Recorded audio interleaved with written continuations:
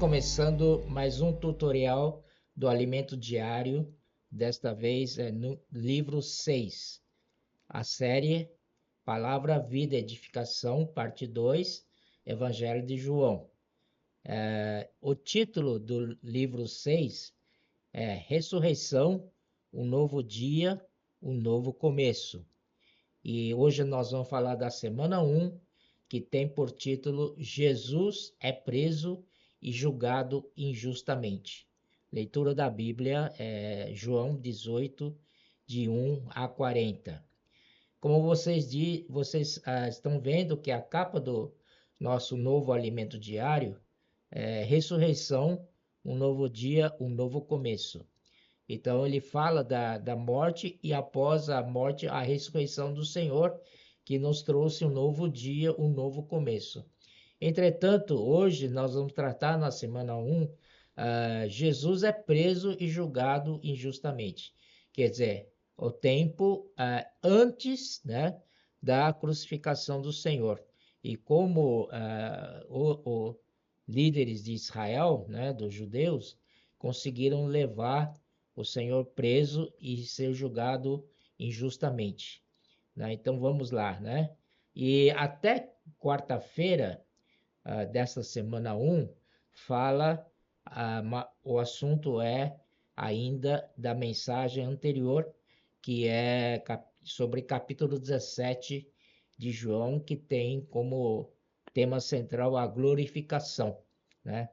Então ah, aqui no capítulo 17, versículo 7 a 8, aqui nos mostra algo muito importante. Ele diz assim: agora eles reconhecem que todas as coisas que me tens dado provêm de ti, porque eu lhes tenho transmitido as palavras que me deste, e eles as receberam, e verdadeiramente conheceram que saí de ti, e creram que tu me enviaste. Então, aqui podemos frisar aqui que temos dado provém de ti, que me tens dado provém de ti.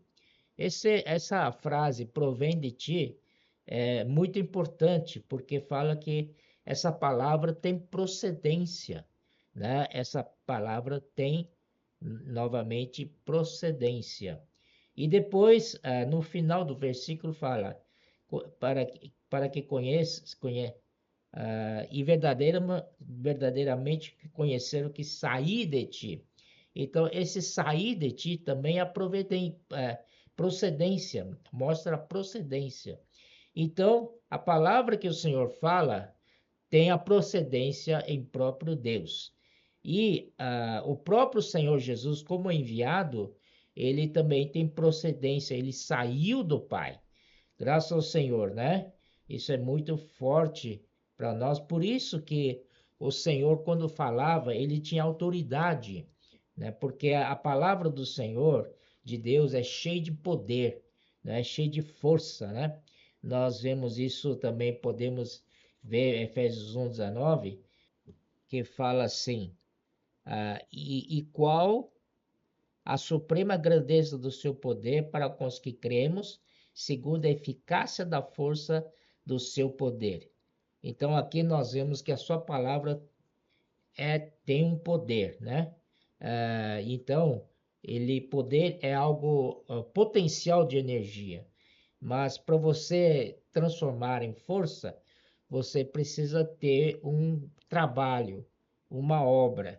Então, quando a palavra de Deus, que é potencialmente tem aquele poder, esse mesmo poder que ressuscitou Cristo dos mortos, mas quando você coloca essa palavra em execução, então é uma força, né? Então volta aquilo que em João, se não me engano, é 4:10, que diz que as próprias palavras do Senhor faz a obra de Deus, né? Aleluia. Então, é, devemos, essa semana, segunda-feira da semana 1, quer nos falar que todas as coisas vêm de Deus. Se a palavra de um profeta não tem essa procedência de Deus, então essa palavra não funciona, não realiza um trabalho, não realiza a obra de Deus. E, então, a nossa suficiência vem de Deus, né? Então, 2 Coríntios 3:5. Quero ler um trecho aqui. Ele diz assim: esse princípio também deve ser aplicado em nosso dia a dia. Ao pregar o Evangelho nas ruas, usando as palavras que o Senhor nos deu, percebemos que elas saem com poder e executam a obra de Deus. Ora, se as palavras presentes no panfleto de imersão funcionam nas ruas com uma pessoa estranha, não, não funcionarão também em nosso relacionamento com familiares, com os irmãos ou com qualquer um? Com certeza funcionarão. Portanto, usemos mais o que recebemos de Deus, sua palavra. Assim teremos autoridade para desfrutar do poder nela contido. Aí ele fala de Mateus 4:4, diz assim: não só de pão viverá o homem, mas de toda a palavra que procede da boca de Deus. É Mateus 4:4. Essa palavra que procede da boca de Deus está em vocábulo grego, é rema. Rema quer dizer uma palavra instantânea, a palavra do momento, a palavra que o Senhor quer falar conosco agora. Por isso que é uma palavra viva, né? Então, a palavra mencionada nesse versículo de Mateus em grego é rema, referindo-se à palavra instantânea, aquela com a qual Deus quer suprir-nos a cada momento, né? Quando utilizamos o panfleto de imersão diário da palavra profética, Deus nos supre e passamos a viver por ela. Essa palavra nos dá poder, vida e amor de Deus, e assim a nossa alma e nosso espírito são supridos, né? Então, isso nos leva à glória, né? A glória aqui não é um esplendor, mas tem força, né? Graças ao Senhor. Então, e somos predestinados para a glória de Deus, graças ao Senhor. Como Deus consegue glorificar o homem e levá-lo à sua glória, Senhor Jesus. Para isso, há um processo que começa quando a palavra passa a operar em nós. Não é qualquer palavra, mas aquela que procede da boca de Deus, a palavra profética. Portanto, a palavra profética é uma palavra rema, é uma palavra instantânea. Volto a repetir, uma palavra que nós precisamos para o momento. Quando emergimos a palavra e saímos pregar o evangelho, então essa palavra que o Senhor quer falar, aquele momento, para a pessoa que você contatou, que você abordou, então essa palavra, quando sai, ela sai com poder, sai com força e executa a obra de Deus. Aí vamos para terça-feira, semana 1. Aqui o assunto é santificação e a verdade, né? Então, em João 17:17, esse versículo é muito importante. Santifica-os na verdade, a tua palavra é a verdade. Esse é um processo pelo qual podemos ser glorificado. É o processo que nos levará à glória. E esse processo, primeiro, precisamos ser santificados. Santificados na verdade. E quem nos vai santificar é a palavra da verdade, né? Isso é o mesmo que está em Efésios 5:26, que diz assim: para que a santificasse, tendo-a purificado por meio da lavagem de água pela palavra. Então, aqui, quem nos lava, né, é a palavra como essa água que nos purifica e, ao mesmo tempo que nos purifica, nos santifica. Então, aqui é muito importante, aqui fala novamente, essa palavra não visa fornecer meros conhecimentos bíblicos e teológicos, mas tem como objetivo nos lavar, purificar e santificar. Devemos inculcar, inscrever, gravar essa palavra no coração, repetindo-a e proclamando-a várias vezes. Isso também inclui a imersão profunda, imersão refinada que estão fazendo nesses dias, né? E aí, no versículo 17 de João, capítulo 17, versículo 3, aqui fala que ele é o único Deus verdadeiro. Então, Deus, né? O Senhor está... Esse falar que nos santifica, ele deposita a natureza e a vida de Deus, né? No nosso coração. Nosso coração é formado pela mente, emoção e vontade. O Senhor está removendo de nossos pensamentos, de nossa vida natural e da velha criação, todos os elementos que são falsidade e vaidade. Essa palavra limpa até mesmo nossa vida da alma e nossa vontade própria. Cristo limpa tudo por meio da palavra. Glória a Deus. E ele fala também que isso é como uma circulação sanguínea, comparado com uma circulação sanguínea, né?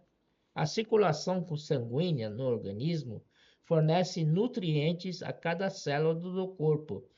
Também tem a função não só de levar nutrientes para cada membro do corpo, mas também remove as toxinas, remove as coisas que não devem estar dentro do nosso organismo. Assim funciona o processo de lavagem de água pela palavra, que nos santifica e nos enche da verdade. Essa palavra é forte e nos enche. Deus quer nos encher com a verdade. Deus quer nos encher com realidade divina. Se nós tivermos cada vácuo, cada vazio, é preciso ser enchidos com a realidade divina. Esse é o trabalho do Senhor hoje, né? Graças ao Senhor. E aí, no fim, o que vai gerar é uma unidade orgânica, o que o Senhor falou aqui em João 17, 21. A fim de que todos sejam um, e como és tu, ó Pai, em mim, e eu em ti, também sejam eles em nós, para que o mundo creia que tu me enviaste. Então, essa unidade com o Pai e o Filho é uma unidade orgânica, uma unidade de vida, né? E 17, 22, 23 também emenda.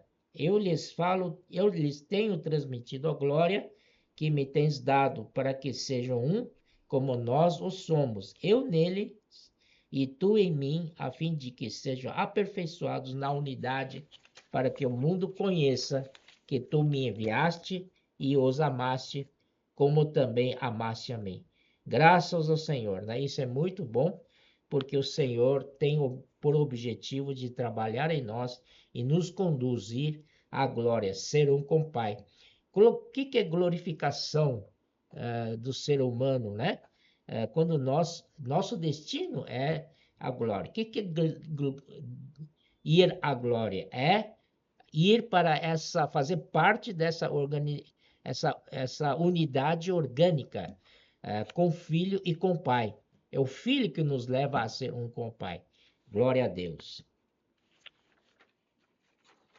Então, na quarta-feira, ele mostra experiências de Moisés, quando ele viu a glória de Deus, porque Moisés, né, ele tinha comunhão com Deus face a face, né, não como os outros que não podiam, né, mas Moisés tinha esse privilégio, né, então ele tinha essa... Então, na tenda da congregação, ele entrava, né, vocês podem ver Êxodos 33, de 7 a 11, e Êxodos 34, de 29 a 32. Quando ele entrava na tenda da congregação, estava ele sós com Deus. E Deus falava, e ele também falava com Deus. E nessa comunhão pessoal com Deus, Deus ia então transmitindo para ele, né, a glória através da palavra. E aí ele saía de lá cheio de brilho, né? O rosto cheio de resplendor da glória. Então, com isso, ele saía para fora da tenda e falava com o povo. E o povo, quando via seu rosto brilhando, então o povo tinha temor, né? Isso é Deus falando com ele. Então, quando ele se enchia da glória, Moisés enchia da glória, então saía a autoridade dele. Então o povo o atendia, né? Acatava aquela palavra como de Deus. Isso é semelhante ao que hoje, quando Deus usa um profeta para falar no nosso meio. Então, nós vemos a glória através da expressão, né? Da expressão da palavra, né? Graças ao Senhor. E também Paulo usa o mesmo princípio no Novo Testamento. Já no Novo Testamento, já é diferente, porque no tempo de Moisés, apesar que ele tinha comunhão com Deus, se enchia de glória, mas quando a glória dele ia se desvanecendo, ia sumindo, ia se perdendo. E então Moisés tinha que colocar um véu no rosto, né, para que Israel não visse a terminação da glória, e ele voltava rapidinho lá para a tenda de congregação e novamente se enchia de glória, de esplendor, para falar com o povo. Então, o povo, mediante esse falar, eles então reconheciam que era o falar de Deus, né? Mas no Novo Testamento, essa glória não é mais desvanecente. Essa glória é permanente, né? Então, por isso aqui, 2 Coríntios 3, 13 a 15 diz: E não somos como Moisés que punha o véu sobre a face para que os filhos de Israel não atentassem na terminação do que se desvanecia, mas os sentidos deles se embotaram até hoje, pois até hoje, ao dia de hoje, quando fazem a leitura da antiga aliança, o mesmo véu permanece, né? Não lhe sendo revelado que em Cristo é removido. Nós estamos em Cristo, por isso que esse véu é removido. Não precisamos disso mais. Mas até hoje, quando é lido Moisés, o véu ainda é posto sobre o coração deles. Mas, olha só no versículo 17 e 18, né? Ora, o Senhor é o Espírito. Ora, o Senhor é o Espírito. Graças ao Senhor, hoje o Senhor é o Espírito. O Senhor não é mais letra, é Espírito. E onde está o Espírito do Senhor, aí a liberdade. E todos nós, com o rosto desvendado, contemplando, como por espelho, a glória do Senhor, somos transformados de glória em glória na sua própria imagem, como pelo Senhor, o Espírito. Então, volto a dizer que no tempo de Moisés, a glória que ele refletia no seu rosto era algo que se perdia com o tempo, se desvanecia. Mas no Novo Testamento, nos nossos dias, né, essa glória que contemplamos, nós ao mesmo tempo que contemplamos, nós também refletimos. Então, quando contactamos as pessoas, sai autoridade de nós, sai força e poder. Portanto, que essa glória em nossos dias é uma glória permanente, está dentro de nós. E toda vez que nós contemplamos o Senhor, essa glória vai de um estágio de glória para outro estágio de glória, de um nível de glória para outro nível de glória. Portanto, essa glória é cumulativa, né? É cumulativa. Graças ao Senhor. Então, isso nos leva a pregar evangelho, fazer comportagem, contratar as pessoas e principalmente fazer imersão na palavra. Temos a presença e a glória de Deus, o que nos concede autoridade para falar por Deus. E agora, meus irmãos, nós chegamos então na quinta-feira, aí começa o capítulo 18 de João. Então vamos para o texto bíblico e a gente vai comentando, né, o texto, tá bom? Então aqui, João capítulo 18, aqui tem o subtítulo, fala assim, Jesus do Jardim do Getsemane. Versículo 1. Tendo Jesus dito estas palavras, saiu juntamente com seu discípulo para outro lado do ribeiro de Cedron, onde havia um jardim, e aí entrou com eles. E Judas, o traidor, também conhecia aquele lugar, porque Jesus ali estivera muitas vezes com seus discípulos. Até aí é autodescritivo, né? Não precisa de explicação. Tendo, pois, Judas recebido a escolta e dos principais sacerdotes e dos fariseus, alguns guardas. Primeiro tem escolta. Escolta, na verdade, são soldados do exército, né? Naquele caso, era soldados do Império Romano, sob escolta, né? E aqui também fala alguns guardas da parte dos principais sacerdotes e fariseus. Isso então são como, né, guarda local, guarda dos judeus, né? Então, chegou a este lugar com lanternas, tochas e armas. Sabendo, pois, Jesus todas as coisas que sobre ele haviam de vir, adiantou-se e perguntou-lhes: A quem buscais? Então o Senhor Jesus, né, ali, tanta gente ali, irmãos, soldados do exército, guardas, né, dos judeus, tal, ali, tal, muita gente com tochas, com armas, com lanternas, para prender Jesus, né? E Jesus tomou iniciativa. A quem buscais? E responderam-lhes: A Jesus, o Nazareno. Então Jesus lhe disse: Sou eu, né? Ora, Judas, o traidor, estava também com eles. Quando, pois, Jesus lhe disse: Sou eu, recuaram e caíram por terra. Irmãos, esse sou eu, é o mesmo que lá em Êxodo, quando Moisés perguntou para o Senhor: Senhor, tu me mandas lá falar com o faraó, e o faraó perguntar: Quem é seu Deus? Né? Então e Deus respondeu para Moisés: Eu sou, né?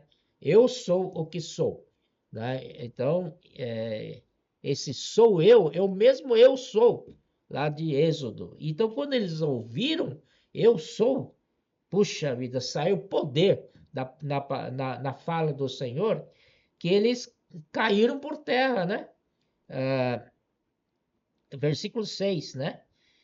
Sou eu, recuaram e caíram por terra. Que nome, que palavra poderoso, né? E que nome, né? Eu sou. Jesus de novo lhes perguntou: A quem buscai? Responderam: A Jesus o Nazareno. Então lhes disse Jesus: Já vos declarei que sou eu. Se é a mim, pois que buscais, deixai ir estes. Quer dizer, o Senhor até nesse momento, o Senhor protegeu também os seus discípulos, né? Ele se integrou, perdão, se entregou voluntariamente àqueles que o prendiam, né? E disse: deixai esses ir, esses. Quer dizer, se vocês me buscam, então eu estou aqui, sou eu, vocês podem me levar, mas deixa os meus discípulos, eles não têm nada a ver com isso, né? Aí, versículo 9 diz: Para se cumprir a palavra que dissera, não perdi dos que me deste, entendeu? Então, o Senhor, quando cuida de nós, Ele cuida com carinho, né? Tudo aquele que está na sua mão, né? Ninguém será arrebatado da sua mão, Ele cuida. Ó Senhor Jesus, queremos ser estes cuidados pelo Senhor, né? E Senhor não vai perder ninguém dos que o Pai lhe deu. Versículo 10. Então Simão Pedro puxou da espada que trazia e feriu o servo do sumo sacerdote, cortando-lhe a orelha direita. O nome do servo era Malco. Mas Jesus disse a Pedro: Mete a espada na bainha. Não beberei porventura o cálice que o Pai me deu? O Senhor não precisava ali que alguém o defendesse.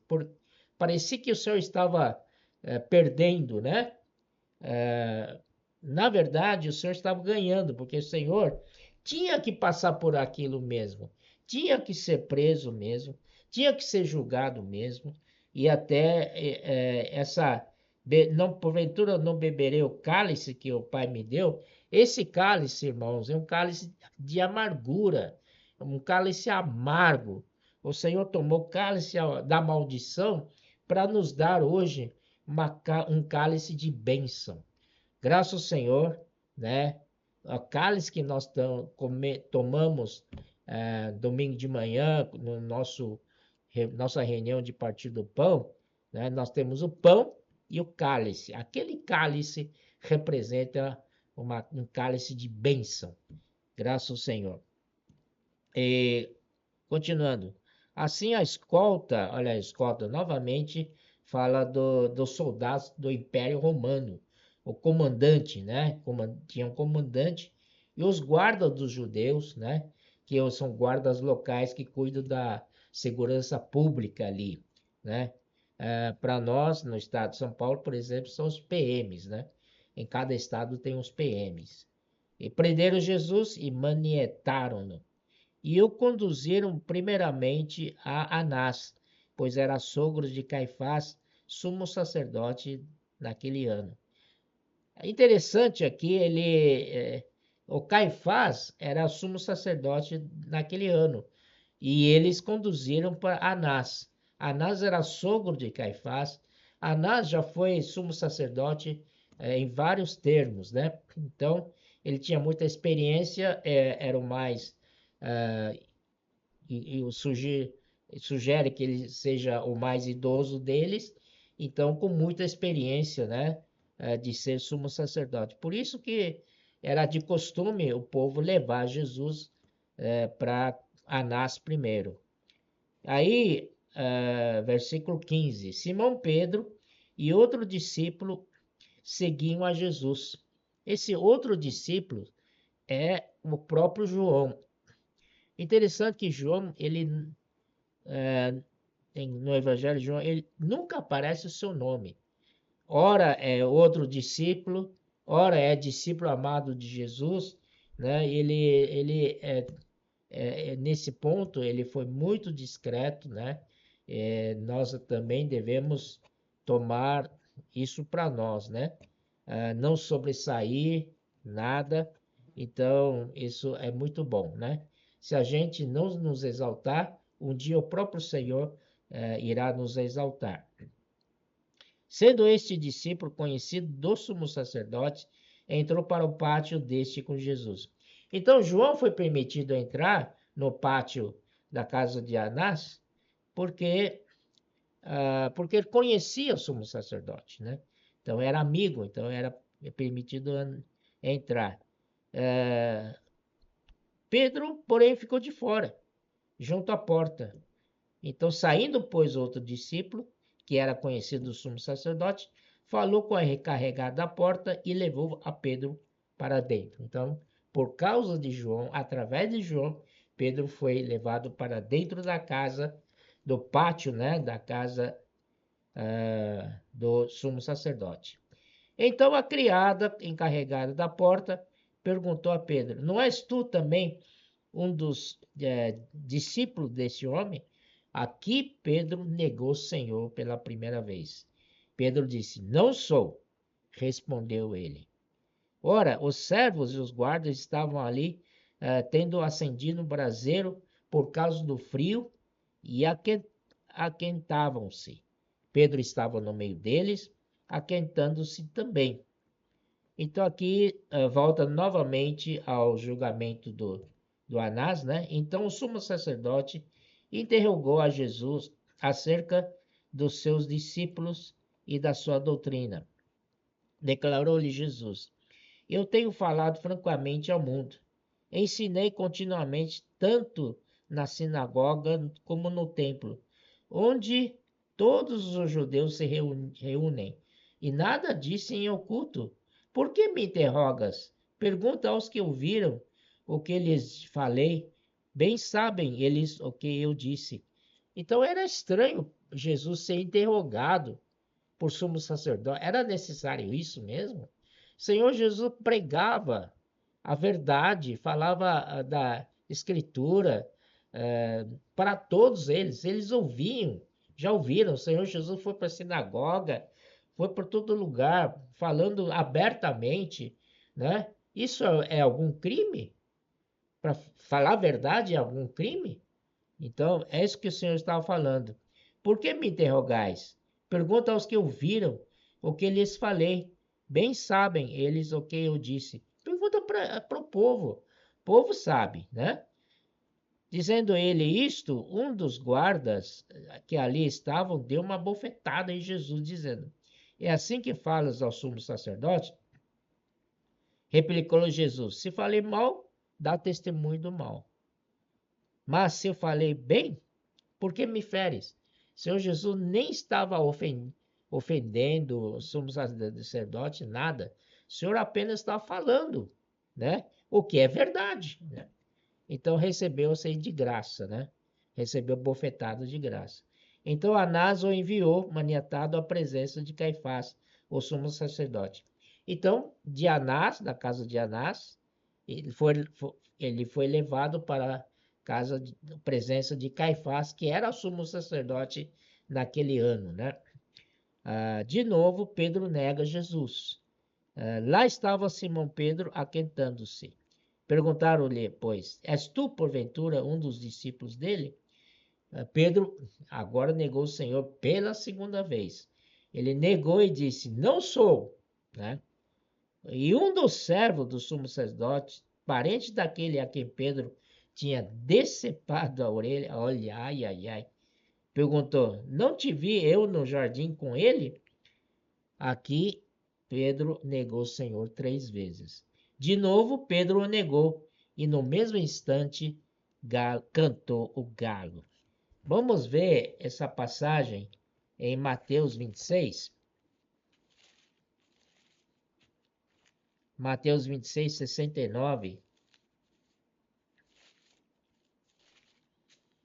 Aqui diz: Ora, Pedro, assentado fora do pátio e aproximando-se, uma criada lhe disse: Também tu estavas com o Jesus o Galileu.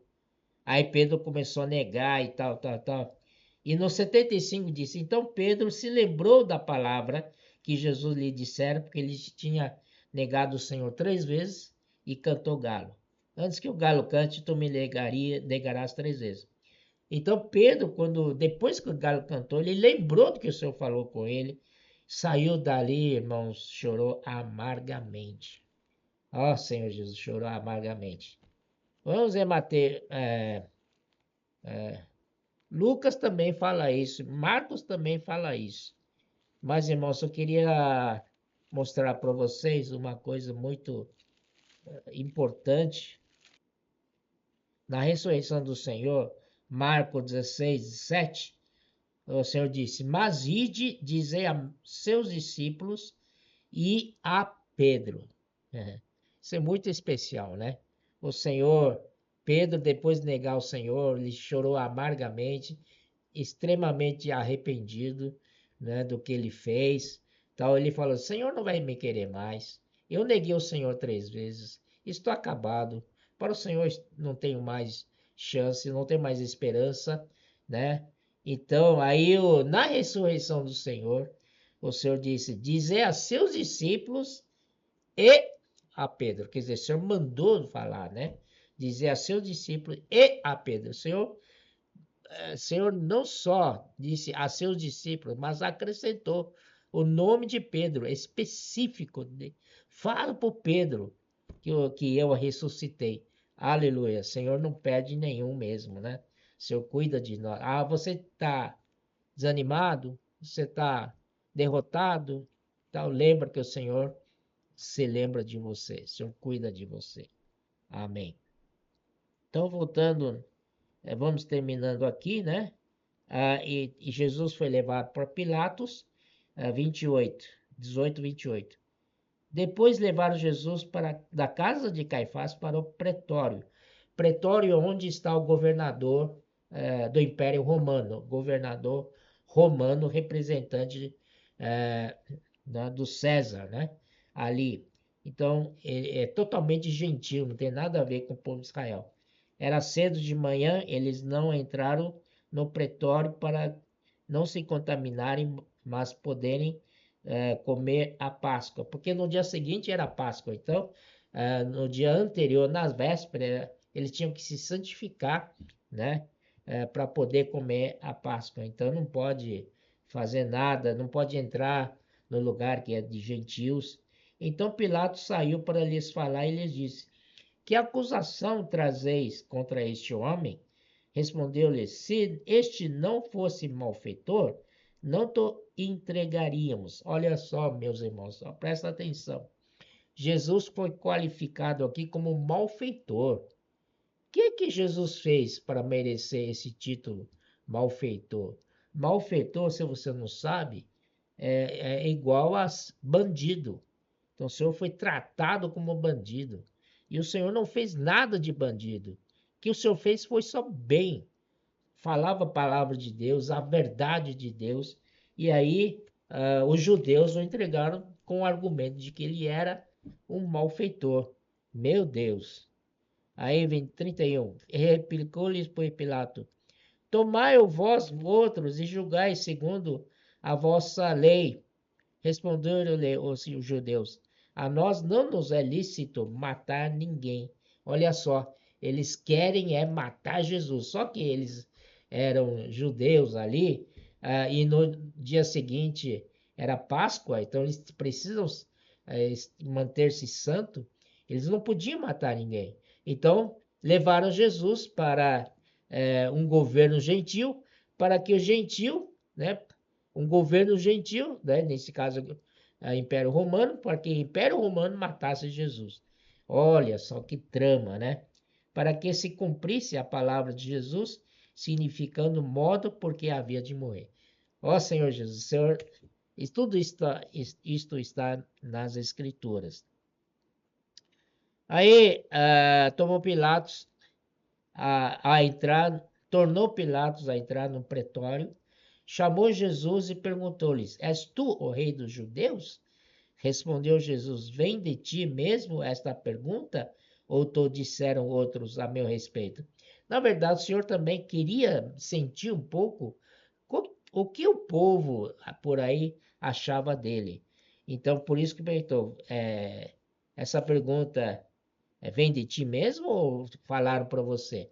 Porque certamente falaram para ele, né, que Jesus se dizia, né, que ele era o rei dos judeus, né?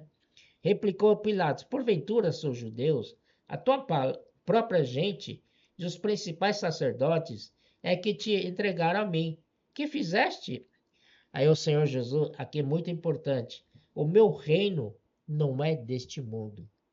Se o meu reino fosse deste mundo, os meus ministros se empenhariam por mim para que não fosse eu entregue aos judeus, mas agora o meu reino não é daqui.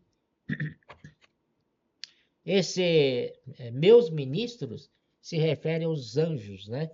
Aqui vamos para Hebreus